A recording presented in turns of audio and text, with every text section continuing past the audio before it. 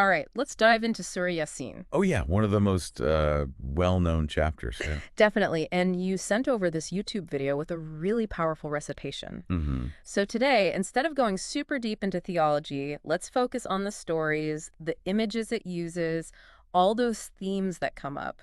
It's fascinating how the surah uses stories to get its message across. Oh, yeah. Like, instead of just rules, it's these narratives that really make you think. What kind of stories really stand out to you? Well, there's this one, the story of the messengers, sent to a town, and the people just reject their message. Yeah. And then the surah, it really describes the consequences. Oh. Like, it's a powerful reminder that we need to recognize truth. I see what you mean. It's like a universal theme, right? Like Yeah. what happens when people turn away from the truth. Exactly. And it's not just what happens, it's how the story is told. Yeah. So vivid, especially when it comes to nature. I love that about Surah Yasin. Yeah. It takes everyday stuff, the sun, animals, stars, Yeah. and it makes you see them as proof of, God's creation. Like you're seeing them with new eyes. Totally. Think about Yeah. the verses about livestock, the stars moving, even just day and night. All around us, yeah.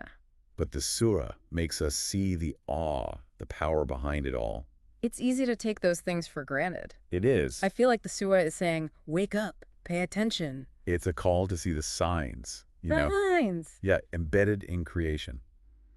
Not just to admire them. Right. They point to something bigger, the creator behind it all. So it's not just looking at the clouds and going, oh, pretty. No, it's about connecting that feeling to, to something divine. This is making me think. Yeah. The surah shows us beauty, wonder, but it gets pretty serious too, right? You're right. Those warnings about consequences. Yeah. Accountability. Absolutely. It balances the awe with these warnings about, disbelief. It talks about hellfire, judgment day. It's intense. And graphic, for sure.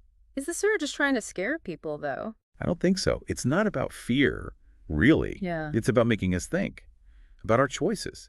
The surah highlights how disbelief has consequences. So it's more about, hey, your choices matter. Exactly. We're responsible. Yes. It's about understanding that our decisions, especially about faith, they matter, both now and later. Which brings us to submission to God's will. That seems to be a theme throughout the surah. Absolutely.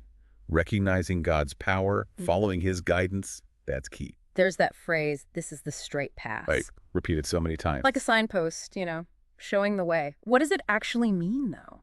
It's the path to a good life, to a meaningful life, a life aligned with God.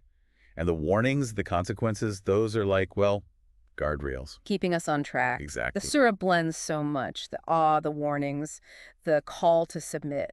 It's a powerful experience. Very powerful. Right. And remember, submission isn't just blind obedience. No. It's about understanding God's will.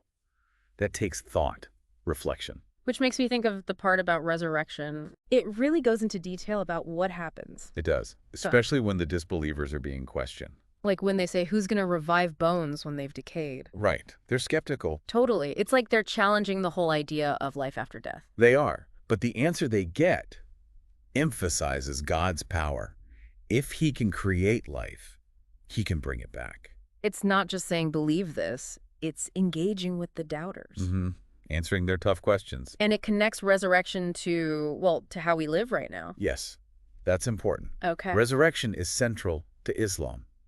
But it's not just a story about what happens later. It's about how we live our lives today. So it's a guide, in a way. Exactly. The surah shows that link between what comes after and how we choose to live now. Wow, that makes you think. It does, doesn't it? We've covered so much, from stories to resurrection. Surah Yasin is full of meaning, full of images. We haven't even talked about the recitation itself yet. I know, it's another layer. It is. The rhythm, the emotion, the way it's spoken. Yeah. Brings the words to life. It's like the text becomes a message. It does. A message that, really resonates. Makes me wonder about sound and music and other religions. Another deep dive for another day. Right. For sure. But speaking of Surah Yasin, there's something else I find remarkable. You know what's amazing about Surah Yasin? What's that? It's like deeply spiritual, but it also just gets you, Yeah, I see what you mean. It talks about big ideas, about faith, but it uses these everyday things, these experiences we all have. Exactly, like struggling to do the right thing, Right. being afraid of what we don't know. That fear of the unknown, for sure. But it uses such beautiful language, these images. That's what hits me hard about Surah Yasin. Yeah. It's not just some, like, textbook on faith. No. Yeah. It speaks to us, like, where we are. It's about the human experience, for sure. And that brings us back to the stories, right? They're not just telling us stuff. They make us feel it. Make those big ideas feel real. It's like each story opens a door. A door to understanding. Yeah. Which makes me think about the stories we tell ourselves. Ooh, interesting. Like even outside of religion. What stories are we holding on to? What narratives do we choose? Yeah, that's deep. Because those stories, they shape us, right? Our beliefs, values, how we act. I hadn't thought about it like that. It's subtle. It is. But powerful, right? Stories have this power. To change how we see the world. Exactly. This makes me appreciate Surah Yasin even more. How so? It's not like believe this. It's like experience it. Through the stories. Yeah. Step into them, feel them, and then, start your own journey. Towards understanding, towards submission. It's a journey, not a finish line. I like that. It's ongoing. Surah Yasin shows that so well. It does. Speaking of submission, though, Yeah. I think a lot of people get that wrong. What do you mean? It's not about blind obedience, like some people say. Yeah. It's about recognizing God, yes. His power, his authority. But also trying to understand. To align ourselves with his will. Exactly. It's not shutting down your brain. Not at all. It's about asking questions, Wow. learning. So we can choose to submit. With our whole selves, yeah. That makes me think of free will, though. Oh, that's a big one. If God has a plan and he knows what we'll choose, right? Where does our freedom fit in? Surah Yasin actually addresses that. Really? It emphasizes submission, yeah. But it also says we have free will. So we're not just puppets. No. We have choices. The surah says we can follow the straight path or not. But how does that work with God's plan? It's complex. Yeah. There are different views in Islam. I bet. Some scholars say that God knowing doesn't take away our choice. Oh, okay. Like knowing the ending of a book doesn't ruin the reading. I get it. We're writing our stories. Yeah. But God's already read them. He knows how it ends, but we still make the choices. And knowing that our choices matter. That adds something to submission. It's not just following blindly. No. It's choosing. With understanding. So the surah is telling us to think carefully. To be deliberate. To realize that what we do affects things. Our lives, and maybe other people's lives too. This deep dive has been amazing. I agree. Surah Yasin is more than just verses. It's like a guide. A guide for living. For finding meaning, yeah. It shows how powerful the Quran is. Mm-hmm. It speaks to everyone. We're almost at the end. What do you want listeners to take away? I hope they hear the beauty of the language. Yeah. The way it uses images, stories, to tell these spiritual truths. Me too. But also, I hope it makes them think about their own connection to the divine. Yes. And not just think, but look around. To see the signs, those everyday miracles. And to think about what their choices mean. To find that straight path. Beautifully said. It's about finding that connection, Yeah. that feeling of purpose. And knowing that submitting isn't about blindly following. It's about knowing, understanding. So we can choose how we live. This has been eye-opening, really. It has. I feel like we covered so much. But there's still more in Surah Yasin. Always more to find. That's what makes these texts so special. Always something new.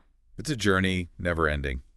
So to our listener, keep exploring Surah Yasin. Don't stop here. Let it make you think, make you connect. And find your own straight path. I've learned so much today. Me too. It's been a pleasure. That was really something, huh? It's amazing how much is in just one chapter. And we only, scratched the surface. We did. We focused on the stories, the images. Right, but there's so much more to Surah Yasin. Oh, yeah, you could look at it from so many angles. The language itself. The history behind it. All the different ways people interpret it. It's like you can keep learning forever. That's what I love about these texts, Always something new to discover. To think about. It's a journey. Not a destination, right? Exactly. You never really arrive. It's about constantly learning, growing. And listening to other people's views, not being afraid to ask questions. So, to everyone listening, thank you for joining us on this deep dive. We hope you've come to appreciate Surah Yasin a bit more. Its beauty, its power, how relevant it still is today. And maybe it'll spark something in you, A desire to keep exploring. Even after this episode is over. Let it inspire you to reflect, to connect, to find your own path. To understanding, to meaning. Until next time, keep diving deep.